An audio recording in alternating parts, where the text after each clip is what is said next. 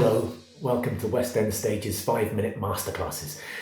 My name is Jamie Ballard, and the masterclass we'll be doing today is on tackling a piece of Shakespeare for the first time.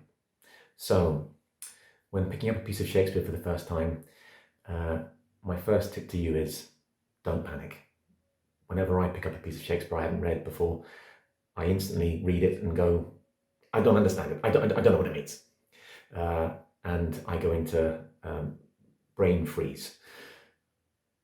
I think this is natural, understandable, and so don't panic. Read it through without worrying at all that you're not understanding it. Don't even give it a second thought. Just read it to yourself out loud, just to get the words into your mouth. Then go back, read it a second time, and this time just see if anything else sort of pings out at you. Any words that go, oh, I understand that. Oh, yep, I know what that means. But again, don't worry.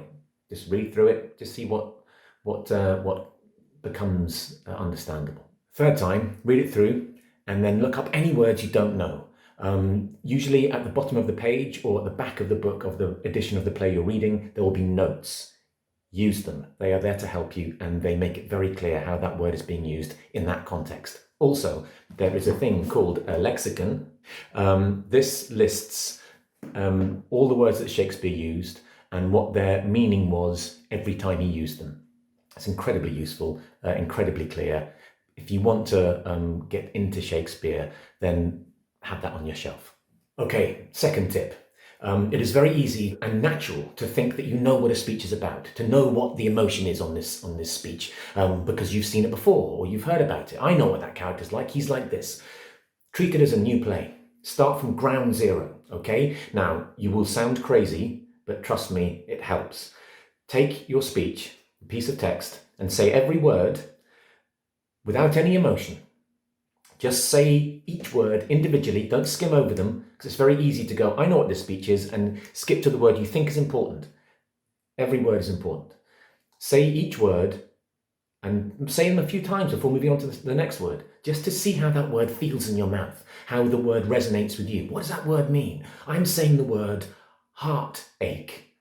I'm not saying pain or sadness or upset. I'm saying heartache.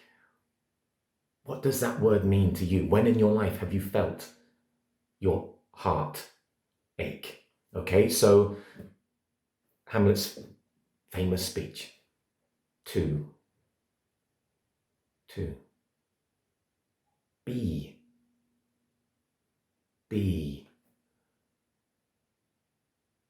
Or. Not. And do the whole speech like that. It makes you really realize what every word feels like to say and to feel. Also, don't put any emotion on it. Emotion doesn't serve the words. Words serve the emotion. If you say the words and you know why you're saying them, the emotion will come. Okay, the third thing to look at is the rhythm. Now, a lot of Shakespeare is written in what is called blank verse. And the most common rhythm he uses in that is a thing called iambic pentameter. Now, that sounds all very scary and academic, but it's not. It's really very simple and very helpful. Iambic, an iamb is a non-stressed beat followed by a stressed beat, as in didum, as in the word above. The stress comes on above. And pent of pentameter means 5, as in pentagon. So 5 didums. Didum, didum, didum, didum, didum. That is a regular iambic line. It's a good rhythm. It's a helpful rhythm because it is actually a natural human breath. It's a natural thought in English. Please, may I have another cup of tea?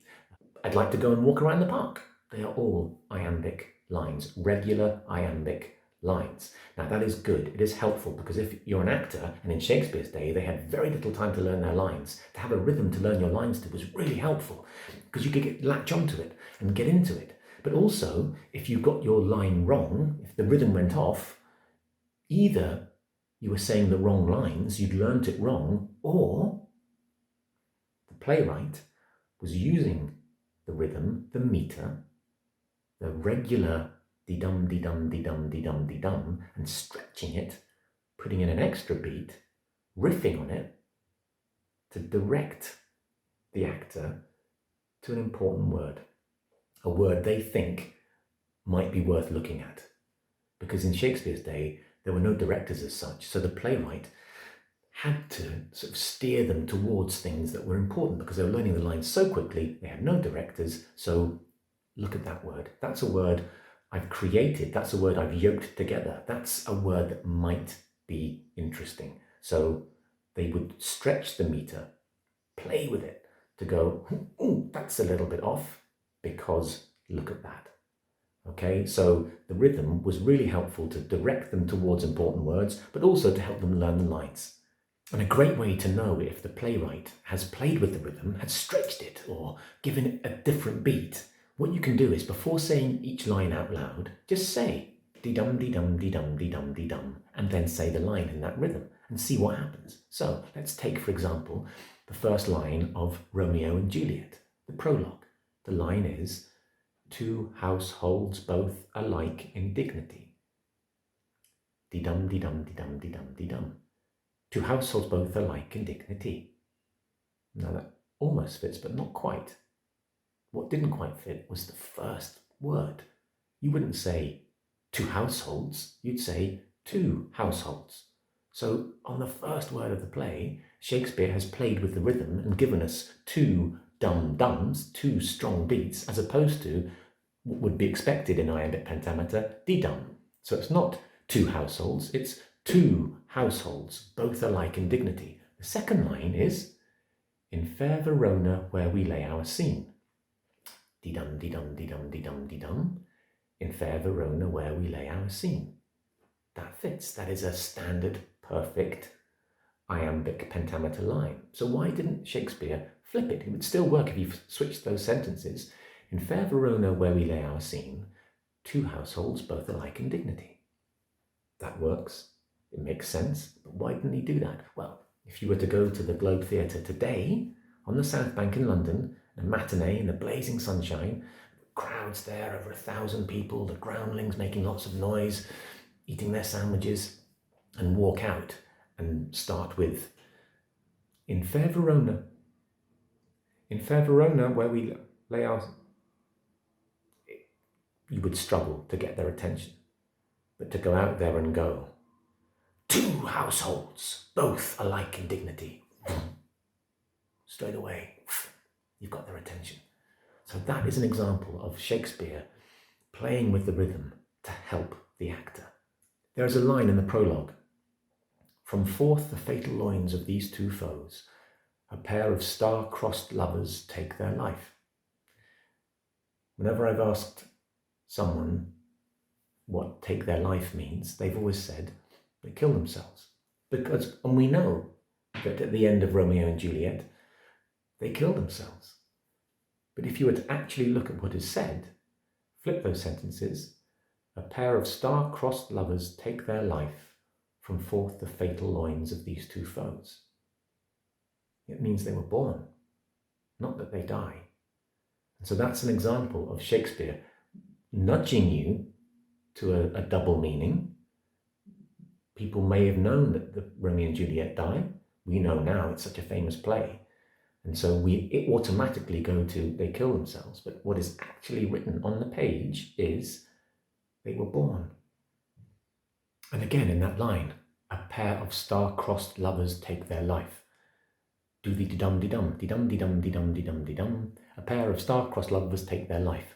Something doesn't feel quite right. What is it? You wouldn't say star-crossed, you'd say star-crossed. That is an interesting word, a word that Shakespeare created. He yoked together for the first time star and crossed to create a word that explained how their love was crossed by the stars, was thwarted, was doomed in some way. That is interesting and vital to the story, and he's changed the rhythm so that he nudges you towards it because it is incredibly important. So that is an example, again, of treating it as a new play. Take every word, work out what it means, read the sentence, don't leap automatically to what you think it is. So in conclusion, don't panic. Use the notes. The verse is there to help you. It really is. and play, enjoy, have fun.